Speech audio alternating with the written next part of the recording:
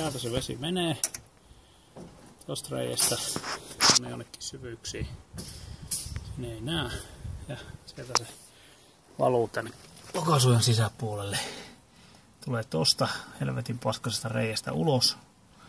Ja lirittämällä todennäköisesti menee tosta pienestä reiästä ton vänkäripuolelle. Ja on purettu niin kuin rengaskotelot ja katsottu mistä se on. Ei täällä oikein mitään muuta mahdollisuutta ole kuin toi pieni reikä. Tai aukko tuossa hitsauksessa.